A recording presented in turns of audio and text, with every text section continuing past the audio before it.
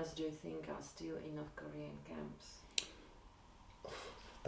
That is a very hard question to answer, because of course we know about the main cases involving the tourists and the sort of humanitarian workers who've been arrested and detained and ended up in the sort of labour re-education camps.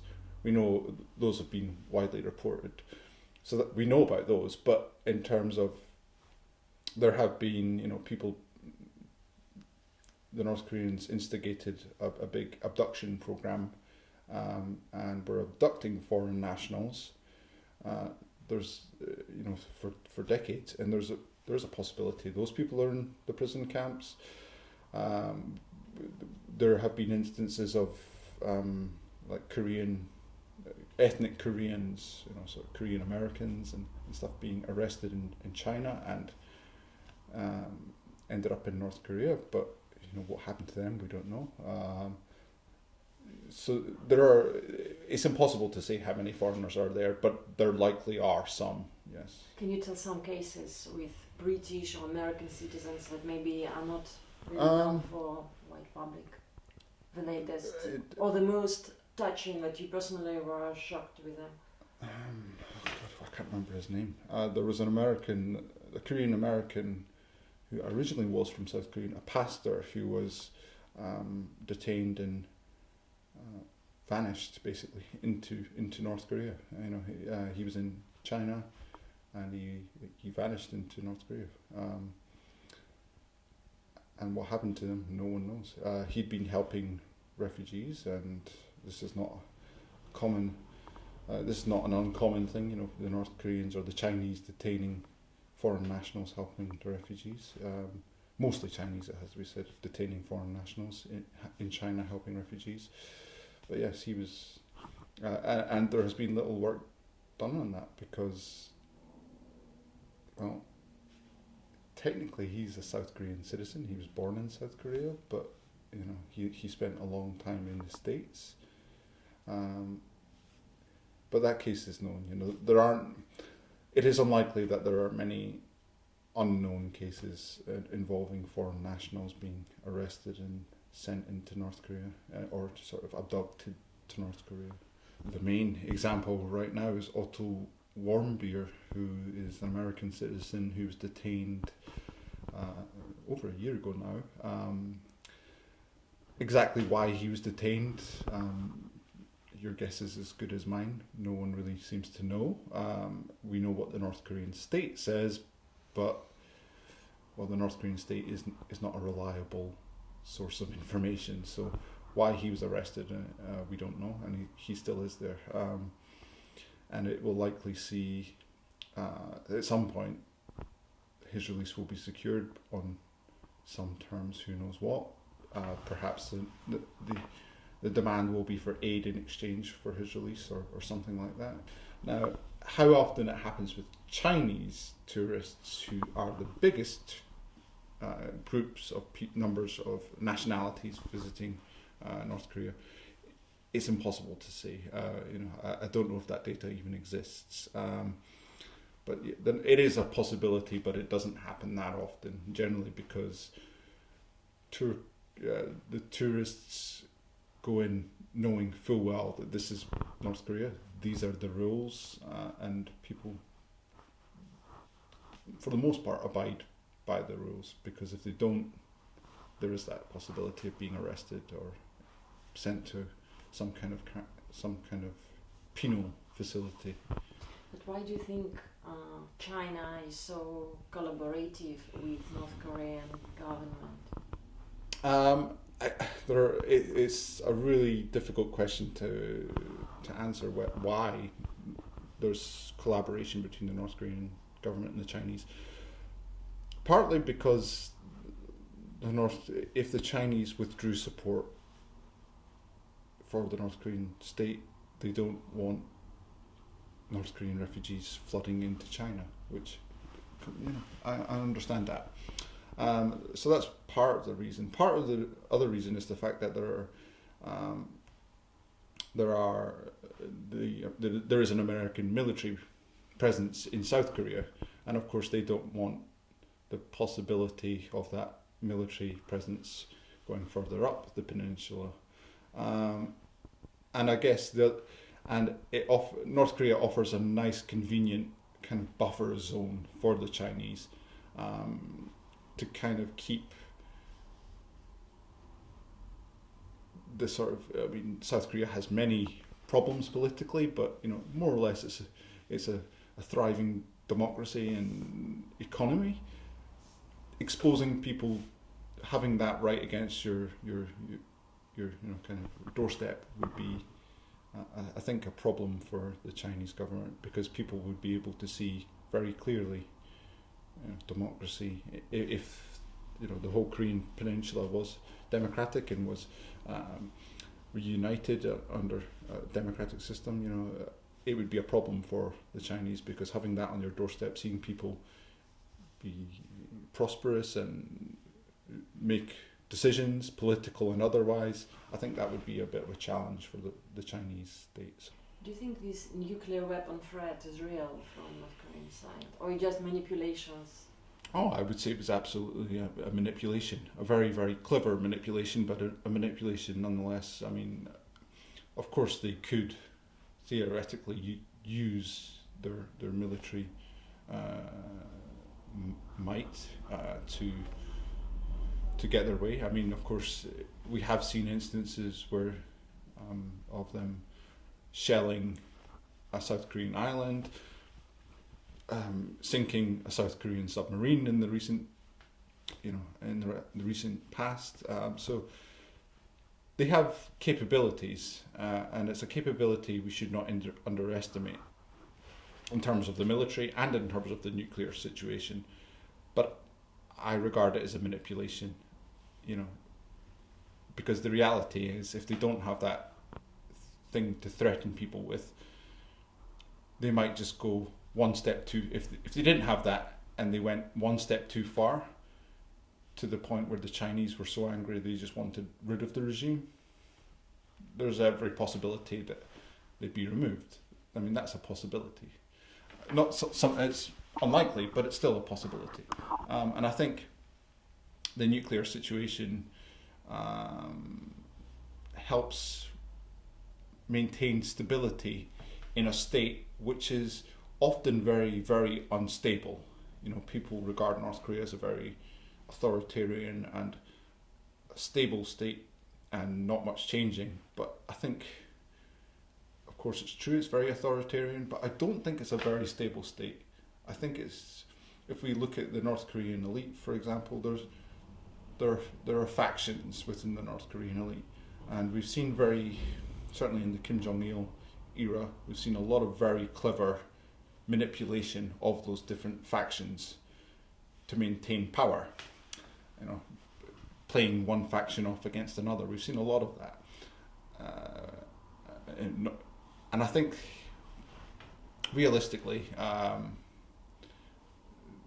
the nuclear threat keeps that stability. It helps aid that stability, even though the state itself is not terribly stable. A little under 700 North Korean refugees living here in the UK. They're all based in one part of London, southwest London, New Malden. For the most part, there's a few based elsewhere in the UK, but that's where they mostly live. We get roughly between 30 and 40 refugees arriving every year, but we have seen a sort of steady decline in the numbers due to changes in the government's policy on accepting North Korean refugees. So do you know any cases when North Korean refugees were not welcomed and they had to come back to North Korea? There have been, as far as I'm aware, there have been no cases that North Koreans have been sent back to North Korea. Our current asylum policy on North Koreans is to regard them as South Korean citizens, meaning that if we decide that they cannot stay in the UK, they get deported to South Korea. And how often that happens, I'm not sure, to be honest. It doesn't get advertised, and it's not a situation that gets reported on very often. So it probably doesn't happen that often. Approximately 2/3 of the refugees were automatically rejected last year, pretty much, from the asylum In the last couple of years, that's been true for their asylum claims, but for the most part, previously we accepted most of the asylum claims, and now we don't. Maybe you can recollect 1-2 stories that touched you personally. Somebody's. We've been helping a young North Korean refugee, a 22-year-old girl who's been here in the UK since she was 16, and she is having a really tough time actually with applying for asylum. She arrived in the UK and she was given leave to remain because of her age, but her asylum claim was ultimately rejected. And seeing how tough it has been for her to try and put in a fresh claim, 5-6 years down the line, it's been quite startling, really. I mean, our attitude towards North Korean refugees has not been great, and seeing how she struggles because she can't claim welfare. She has no money. She lives at her friend's house. That's quite. It's on the one hand quite touching. On the other hand, it's quite disappointing that that we treat refugees like that. It's not. It's an appalling state, really. And how does your charity work? You apply for public funds. You invite investors. How do you help these guys who need temporary accommodation and until they're waiting for their visa? Actually, our charitable objectives are not to help asylum claims, but we have on occasion, we do on occasion help refugees when they claim for asylum. Our main charitable objectives are to provide welfare in the forms of English language classes, training, and other things for welfare for the North Korean refugees living in the UK, and then of course the sort of human rights advocacy side of things. Those are our main objectives and main focus for our work. So basically, if North Korean refugees will visit you, you can help him with accommodation, with free English classes? We can help them with English classes, and we can help them with training and work experience, both inside the charity, and occasionally we've managed to help North Koreans get work experience outside in other organisations, and that's our main focus. That's mainly what we do. I mean, there are so few North Koreans arriving in the UK that it's quite hard for us to offer any kind of asylum support, and because we don't get immediate access to them, when they arrive, it can be quite, and they don't necessarily stay down here in London, which is where we're based. They might get put up in Manchester or Newcastle or somewhere like that. It can be quite hard for us to get in touch with them. So actually, we tend to offer services which assist their integration once they have asylum or are in the process of claiming asylum. Mm-hmm. And how do you think they reach London or reach UK? There are two kind of ways that they reach here. One is travelling down into either Thailand or up into Mongolia, and then that's the process. They start their process for asylums there, and eventually, if they're okay, they'll come across to the UK. The other way often is coming into the country on a false passport and then claiming asylum when they arrive. They'll go into China, get a false passport, and then come to the UK, and then when they arrive in the UK, they'll immediately claim asylum. That's generally how it happens. And what do you think the reason why the United Kingdom reject North Koreans from asylum? The main reason North Koreans are rejected is because of the South Korean constitution, which lays claim to the whole of the Korean peninsula. And the North Korean constitution does the same. So basically, our Home Office agrees with the South Koreans that all North Koreans are South Korean citizens. So our government regards them as South Korean citizens, usually, not in every case, it has to be said, but basically their asylum claims are dealt with like that. We consider them to be South Koreans. They can be they can avail themselves to the protection of the South Korean government. They're not at risk in South Korea, so generally speaking, we send them on to South Korea. That's our policy anyway. And the actual application of that policy may differ from case to case. We run two main projects at the moment to help North Korean refugees in the UK. We run Kyoyuk, which is our English language education program, which at the moment is one-on-one classes with volunteer teachers, just to aid and assist North Korean refugees in their individual learning paths, because each refugee has a different reason for wanting to learn English. It's not necessarily all the same reason.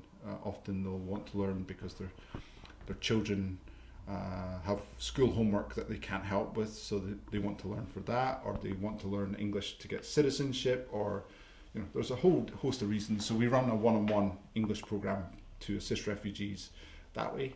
And in the next few months we'll be starting classes, regular weekly classes for refugees, so that people who want to study in that kind of environment can. So that's one major area that we work on. The other area is our youth work experience program, which is we take on young North Korean refugees who are between the ages of 16 and 30, and we work with them. We kind of mentor them over a 6 months period. We provide them with a little bit of work experience in our organisation, and then we find them a kind of internship or some kind of mentoring or some kind of job shadowing in other organisations in fields that they want to work in. And we've had a North Korean who worked in with a local newspaper because he was interested in working in the media. We've had a North Korean working in finance because that's where he wants to go. We've helped a few refugees now doing this program, and the main kind of thrust behind that program specifically is that eventually North Korea will change. There will be some kind of change, and it needs long-term planning and long-term commitment from the North Korean citizens to deliver on that change, to bring about human rights, to improve the conditions there. And we work with these young refugees so that eventually, at some point in their lives, they have the skills and knowledge and experience within a particular sector that they could apply those skills back in North Korea when there is change.